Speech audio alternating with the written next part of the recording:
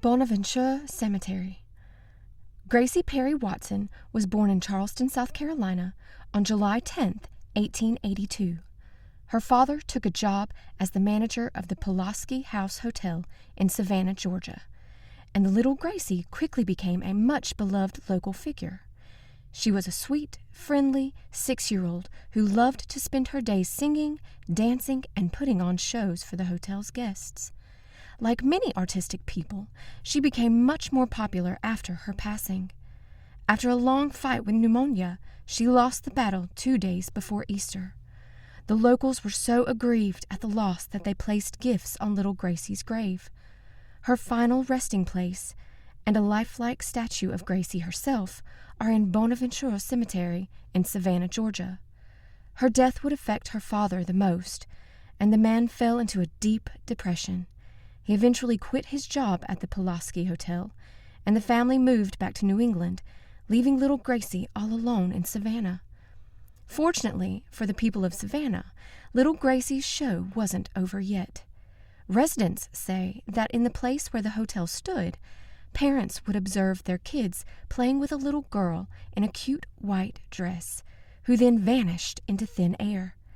Gracie's grave became a popular tourist attraction, and the increase in foot traffic at the cemetery eventually required an iron fence to be built around Gracie's grave to prevent damage to her memorial. Unfortunately, this type of problem has become a common occurrence in Bonaventure Cemetery. Another famous face on the grounds was the Bird Girl statue. She came to the attention of the public with the popularity of the book Midnight in the Garden of Good and Evil, or as Savannah's residents have dubbed it, the book. Though not out of any fondness, the statue depicts a lithe young lady holding a bowl in each hand. The Bird Girl was originally designed to be a bird bath, as there was a small hole in the bottom of each bowl to run water into. It's a beautiful, pensive piece of art, and the release of the book made it so popular. Like little Gracie's statue, she needed to be protected. Sadly, the bittersweet beauty of the Bird Girl statue had to be removed from Bonaventure Cemetery and to a local museum to prevent damage from the crowds of tourists brought to Savannah by the book. Bonaventure Cemetery loves its beautiful statues, and the last one in today's podcast is an image of Corinne Elliott Lawton. Corinne is depicted in incredible detail, seated at the foot of a cross upon her own grave. Her gown is draped over her body, and a wreath of flowers appears to have fallen from her neatly folded hands. Her back is turned on her family's plot, where a large stone archway is built to represent the gates of heaven. It doesn't take much to assume there is a story behind this melancholy statue and her strange placement outside of her family's plot. The legend surrounding the statue states Corinne was a beautiful, well-loved member of Savannah's social elite. Her wealthy, high society parents made sure that she grew up in comfort and privilege. Her life of grace came with a price, as everything does.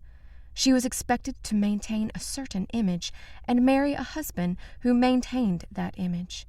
Corinne fell in love with a man whom her parents didn't approve of.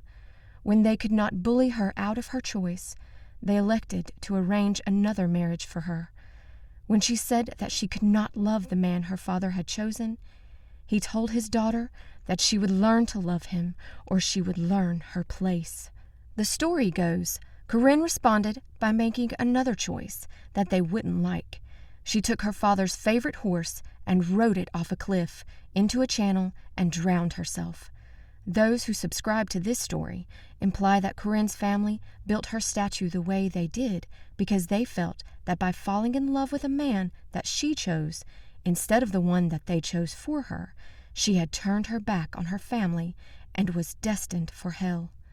She was not a petulant teenager trying to rebel against her parents. She was a 30-year-old woman who wanted to choose who she would spend the rest of her life with. If you don't think that is worthy of damnation, you aren't alone, because there is another side to the story. While less romantic, Corinne's family and her obituary state she died of illness, likely yellow fever, a disease that hit Savannah particularly hard. The fact is that there was no love triangle, and Corinne was thrilled with her life of traveling with her family and living in luxury. The Heaven's Gate family plot was only built after Corinne had long since passed away, and her statue was already in place.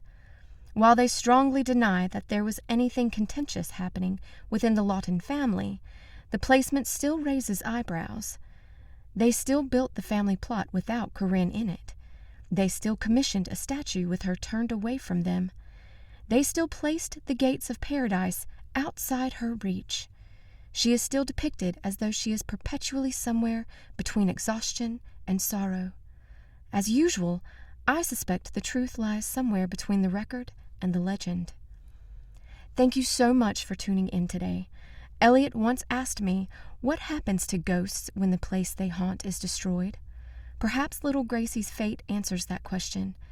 I'd like to give a shout out and a special thanks to everyone who gave our little show a chance today, and to everyone who liked, subscribed, reviewed, and commented. To those of you who commented on the last episode, Susan64, I agree it is very interesting how many cultures consider the disposal of their dead a sacred duty. There are many customs, but we humans always consider it a great offense to have an improper entrance to our final rest. Give me a sign. I knew about mausoleums before I moved to the South, but the burial graves were a surprise.